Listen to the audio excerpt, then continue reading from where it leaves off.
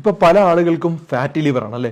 ഈ fatty liver സിറോസിസിലോട്ട് പോയി കഴിഞ്ഞാൽ അത് ഇറിവേഴ്സിബിൾ ആണ്. അതായത് നമ്മുടെ ലിവറിനെ പൂർണ്ണമായിട്ടും ഡാമേജ് ആക്കുകയും മരണം സംഭവിക്കാനും സാധ്യതയുണ്ട്. അപ്പോൾ ഫാറ്റി ലിവർ സിറോസിസ് ആകാതിരിക്കാൻ വേണ്ടി ശ്രദ്ധിക്കണം. 3 ഡ്രിങ്ക്സ് ഫാറ്റി ലിവറിനെ സിറോസിസ് ആക്കും. ഈ 3 ഡ്രിങ്ക്സ് മനസ്സിലാക്കിയിരിക്കണം. മൂന്നാമത്തത് വളരെ പ്രധാനപ്പെട്ടാണ്.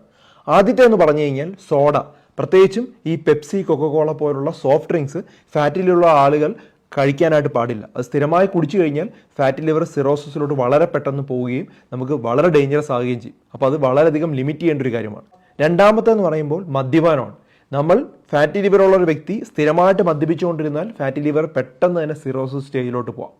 മൂന്നാമത്തെ എന്ന് പറഞ്ഞാൽ സ്പോർട്സ് ഡ്രിങ്ക് ആണ്. സ്പോർട്സ് ഡ്രിങ്ക് എന്നറിയാലോ, നമ്മൾ സാധാരണ ഇപ്പം പല കാര്യങ്ങളും ഇപ്പോൾ എനർജിക്ക് വേണ്ടിയൊക്കെ സ്പോർട്സ് ഡ്രിങ്ക് വാങ്ങിച്ച് മിക്ക ചെറുപ്പക്കാരും കുടിക്കുന്നുണ്ട്. അതൊരു ട്രെൻഡായി മാറിയിരിക്കുകയാണ്. ഫാറ്റി ലിവർ ഉള്ള ആളുകൾ ഇങ്ങനെ ധാരാളം സ്പോർട്സ് ഡ്രിങ്ക് കുടിച്ചാൽ വളരെ പെട്ടെന്ന് സിറോസിസ് സ്റ്റേജിലോട്ട് പോകും. വളരെ ചെറുപ്പക്കാരൊക്കെ ഇത്തരത്തിൽ ലിവർ ഫെയിലിയർ വന്ന് മരണപ്പെടാനുള്ള പ്രധാന കാരണമാണ് ഞാൻ വിശദീകരിച്ചത്. ധാരാളം ആളുകളുടെ അറിവിലേക്ക് ഇത് ഷെയർ ചെയ്ത് കൊടുക്കുക.